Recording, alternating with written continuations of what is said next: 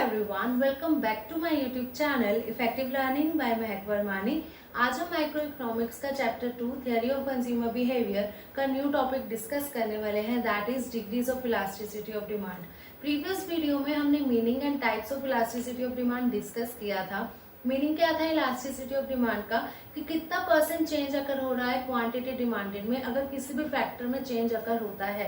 And कौन से factors हमने बात करी थी हम इलास्टिसिटी में कंसिडर करेंगे जो क्वांटिटेटिव होंगे, मींस वही टाइप्स थे price, income and cross elasticity of demand. जो हम बात करेंगे आज, जो हम डिग्रीज की बात करें या कभी भी हम टर्म यूज करें इलास्टिसिटी ऑफ डिमांड, तो इट मीन्स हम प्राइस इलास्टिसिटी ऑफ डिमांड की बात कर रहे हैं, क्योंकि income and cross elasticity of demand syllabus में नहीं है। ओके, सो हम स्टार्ट करते हैं आज का topic degrees of elasticity of demand. So जैसे कि हमने कहा था प्राइस इलास्टिसिटी ऑफ डिमांड, हमने एक पॉइंट डिस्कस किया था, जो हम जब कैलकुलेट करते हैं प्राइस इलास्टिसिटी ऑफ डिमांड तो फॉर्मूला क्या होगा, percentage change in demand divided by percentage change in price. Means कितना डिमांड में चेंज अकर हो रहा है, कितना परसेंट चेंज अकर हो रहा है, एंड डिवाइड किससे करेंगे, जो भी फैक्टर होगा। प्राइस इलास्टिसिटी की बात कर रहे हैं तो कितना प्राइस में चेंज अकर हो रहा है, कितना परसेंट, सो वो कहाँ पे हमारा आ जाएगा, डिनोमिनेटर में।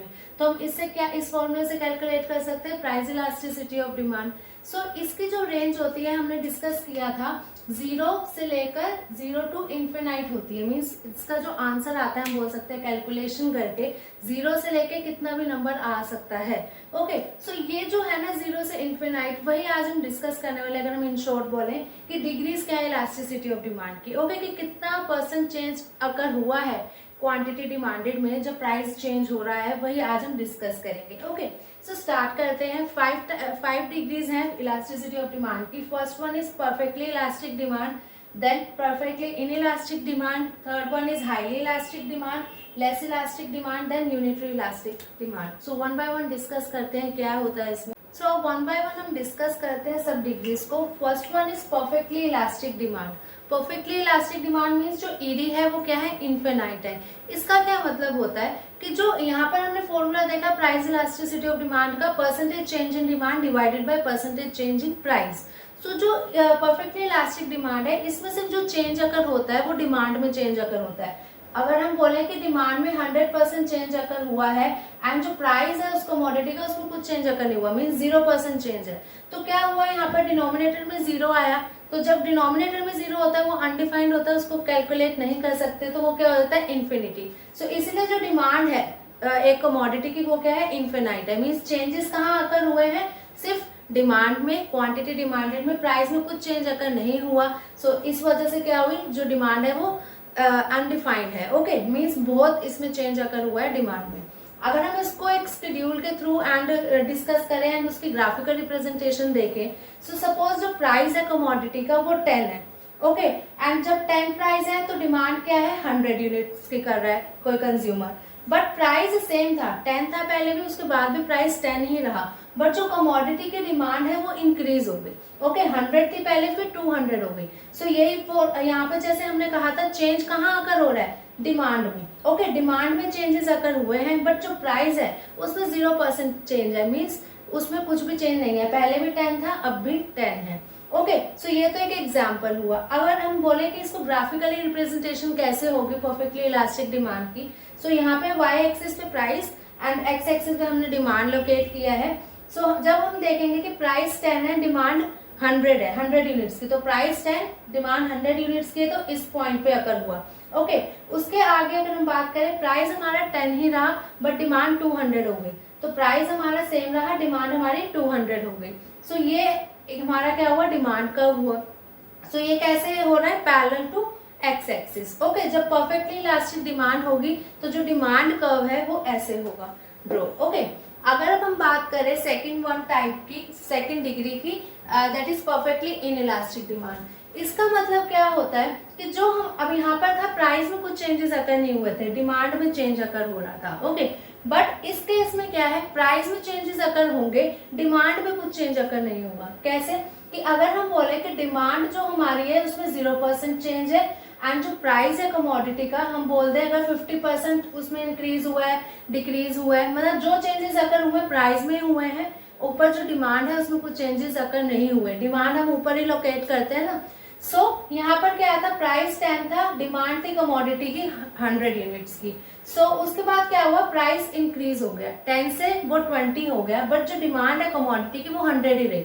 अगर हम देखें लॉजिकली, यहाँ पर प्राइस जब इंक्रीज हुआ तो डिमांड कब क्या होनी चाहिए, कम हो जानी चाहिए as per law of demand, है ना। बट यहाँ पर कुछ चेंज अगर नहीं हुआ डिमांड में, तो जब डिमांड में कुछ चेंजेस अगर ना हो बट प्राइस में फ्लक्चुएशन हो, ओके, सो वो डिमांड क्या होती है, परफेक्टली इनइलास्टिक डिमांड होती है। सो जैसे कि हम बोले, अब यहाँ पे ईडी जीरो कैसे आया, अगर जैसे हमने यहाँ पे भी एक एग्जांपल लिया कि 0% चेंज है क्वांटिटी डिमांडेड में, 50% चेंज हमने कहा कि हुआ प्राइस में, सपोज, ओके। सो अगर हम इसको कैलकुलेट करेंगे तो 0 डिवाइड बाय 50 क्या होगा हमारा, 0, तो इसलिए हमारे जो ईडी है वो क्या है, 0 है। सो यहाँ पे अगर हम इसको ग्राफिकली रिप्रेजेंट करें, प्राइस वाई एक्सिस पे लिए एंड डिमांड एक्स एक्सिस पे लिए, यहाँ पे प्राइस था 10, तब हमारी जो क्वांटिटी डिमांडेड थी 100 यूनिट्स की थी, तो प्राइस 10, डिमांड हमारी 100 यूनिट्स की at point this, okay. Then 20 price हुआ, उससे भी क्या हुआ, डिमांड जो है वो सेम रही, डिमांड में कुछ फ्लक्चुएशन नहीं हुई, तो प्राइस 10 हुआ बट डिमांड 100 यूनिट्स की ही कर रहा है कंज्यूमर, तो इसी पॉइंट पे। तो ये कैसा डिमांड कैसा एक ये ड्रॉ हुआ ग्राफिकली, जब हमने ड्रॉ किया, ये हो गया पैरेलल टू वाई एक्सिस। तो इसमें क्या था, परफेक्टली इलास्टिक डिमांड में जो चेंजेस अगर हुए क्वांटिटी डिमांडेड में हुआ है, प्राइस में कुछ चेंज अगर नहीं हुआ। इसका अपोजिट हो गया परफेक्टली इनइलास्टिक डिमांड में, इसमें कहाँ चेंजेस अगर हो रहे हैं, प्राइस में, बट क्वांटिटी डिमांडेड में कुछ भी फ्लक्चुएशन नहीं हुई, ओके, क्वांटिटी डिमांडेड सेम है। सो परफेक्टली इलास्टिक डिमांड हमने डिस्कस किया and perfectly inelastic demand discuss किया। सो अब हम थर्ड डिग्री को डिस्कस करते हैं, that is highly elastic demand. Highly elastic demand में क्या होता है कि जो क्वांटिटी डिमांडेड है, मींस जो डिमांड है कमोडिटी की, उसमें चेंजेस ज्यादा अकर हो रहे हैं as compare to changes occur in price of that commodity. Suppose अगर हम बोले जो डिमांड में हमारी फ्लक्चुएशन हो रही है, मींस जो परसेंटेज चेंज इन डिमांड है वो 100% चेंज हो रहा है, एंड जो परसेंटेज चेंज इन प्राइस है सपोज वो 50% चेंज हुआ, ओके। सो जब हम इसको सॉल्व करेंगे तो क्या आएगा, 2% चेंज, ओके। सो यहाँ पे क्या है, 1 से ज्यादा ही तो चेंज हुआ क्वांटिटी डिमांडेड में, 2% का चेंज हो रहा है, ओके। यहाँ पर क्या हुआ, क्वांटिटी डिमांडेड जो है उसमें ज्यादा चेंज अगर हो रहा है, जैसे कि 100% as compare to the price of that commodity. Price में चेंजेस अगर हुए हैं बट प्राइस में कम फ्लक्चुएशन हुई है as compare to demand of that commodity.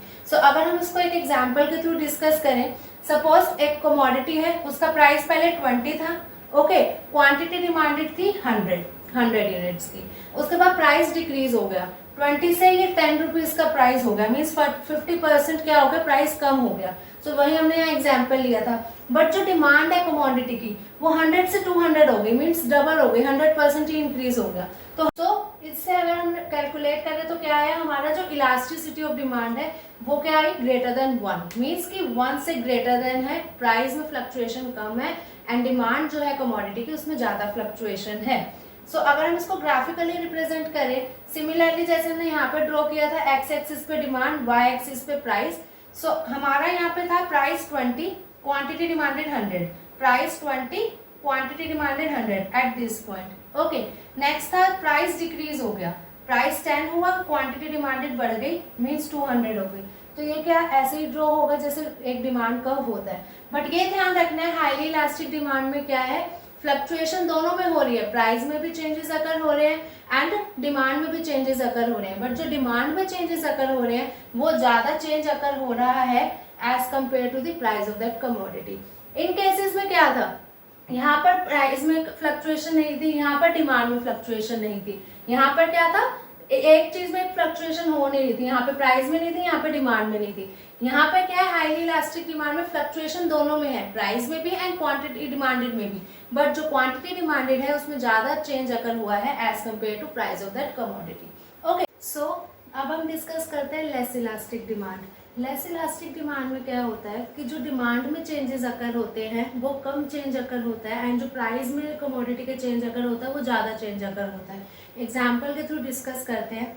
यहाँ पे अगर सपोज एक कमोडिटी है उसका प्राइस 20 है, ओके, 20 रुपीज़ प्राइस है एंड जो डिमांड है कमोडिटी की वो है 100 यूनिट्स की, ओके।